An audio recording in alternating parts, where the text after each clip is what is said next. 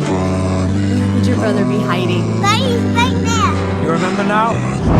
You always had trouble saying Brian. I have a brother. A real brother. None of this foster bullshit. We're blood brothers. Through birth and death. Put down.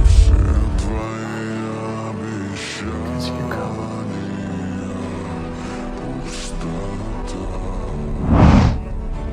The safety of my sister. She's not your real sister.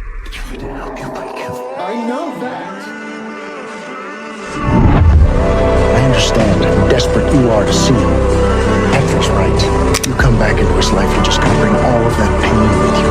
Is that why you threw me away? You wouldn't have to tell your son the truth. What did you do to him?